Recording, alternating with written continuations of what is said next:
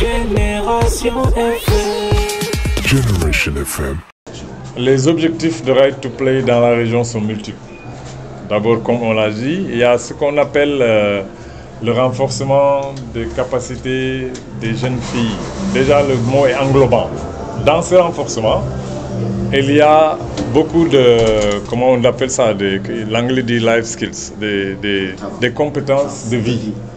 Donc, à travers de ces compétences de vie, il s'agit déjà d'avoir des filles leaders, d'avoir des filles qui ont, comment on dit, l'agentivité, c'est un concept qui veut dire que la fille a elle-même un programme pour elle, elle a des ambitions pour elle, elle a des choix et elle veut être appuyée dans la réalisation de ces choix. Ça, c'est un des piliers importants de ce projet-là. Ensuite, ce qu'on appelle la masculinité positive plutôt. La fille ne peut pas réaliser ça seule. Pour qu'elle réalise ses ambitions, son agentivité, elle a besoin de l'appui des hommes. Et des hommes dans les sociétés où nous sommes, au Sénégal, nous savons que l'homme est puissant. Bien ou mauvais, ça dépend. Et donc, si la fille veut réaliser ses rêves, elle a besoin que les hommes et les garçons soient des soutiens pour ses objectifs. Et ces soutiens-là, à travers beaucoup d'autres actions, c'est ce qu'on appelle la masculinité positive. Mais pas seulement les soutiens des hommes et des garçons dans les familles, dans la maison, mais il y a aussi les soutiens de la communauté. C'est-à-dire le village, le quartier, le village où habite la fille, elle a besoin aussi d'être soutenue par ce village, par cette communauté. Donc ça, c'est un autre aspect très important de ce projet-là. L'égalité genre. On a besoin que aussi les filles jouissent de leurs droits au même titre que les garçons, au même titre que les femmes vulnérables, au même titre que les hommes. Donc ça aussi, c'est un pan important du projet. L'autre aspect, c'est aussi ce qu'on appelle le plaidoyer.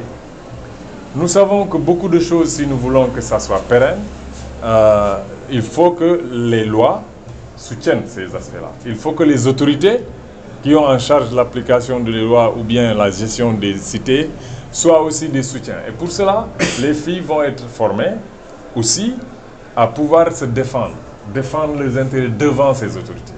Pour que, par exemple, dans les mairies, s'il peut y avoir certains arrêtés qui peuvent les soutenir au niveau des préfectures, etc., etc. Ça aussi, c'est un pan important du projet. Aussi, le projet, comme je l'ai dit tout à l'heure, si nous voulons que tout ça se réalise, il va falloir que les gens qui sont en train d'encadrer les filles, qui sont les mentors, c'est-à-dire comme Sadio Mané, qui est un exemple, il y en a d'autres, mais au niveau local, que nous ne connaissons pas, que nous allons connaître à travers les communautés elles-mêmes qui vont proposer ces mentors-là. Il y a aussi les journalistes. Je disais tout à l'heure, les journalistes sont les partenaires naturels de ce projet. Alors, ils sont dedans, c'est écrit.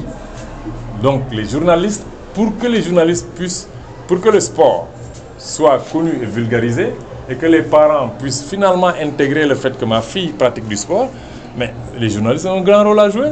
Si ce n'est pas connu, on ne communique pas, on ne discute pas, on n'en parle pas, ça ne va pas être connu. Donc d'où le rôle des journalistes qui seront formés dans ce qu'est Right to Play, ce qu'est le projet, mais aussi qui seront formés à comment prendre en compte certains besoins des filles et particulièrement les plus vulnérables. Comment communiquer? Parce que aussi, quand il y a des cas d'abus, quand il y a des cas malheureusement qu'on ne souhaite pas, ce n'est pas n'importe comment qu'on communique. Parce qu'il y a une façon de communiquer qui expose la victime. Et ça, tu lui crées plus de problèmes. C'est là où on lui parlait tout à l'heure du do no harm, ne pas nuire. Donc ça aussi, les journalistes seront formés à ça. Donc voilà un autre partenaire important dans la réalisation de ce projet. On va bientôt faire 2 ans. C'est vrai, le bureau a ouvert. On a commencé d'abord par une étude de référence, ce qu'on appelle le baseline.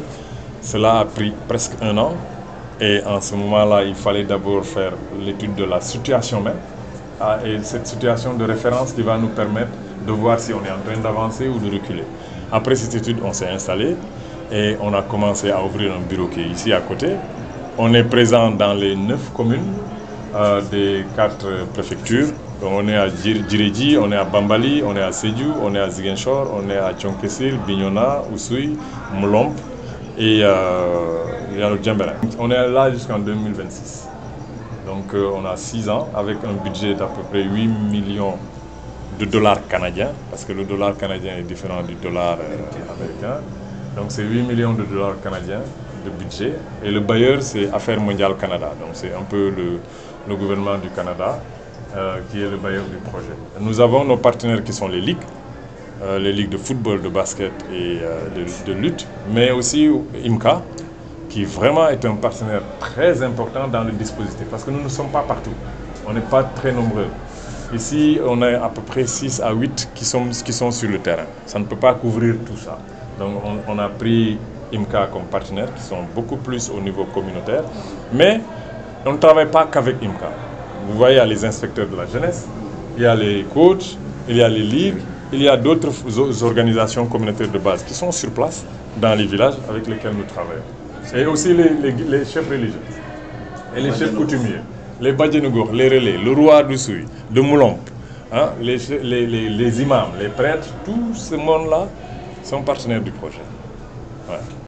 Génération FM. Generation FM, the best radio. Génération FM.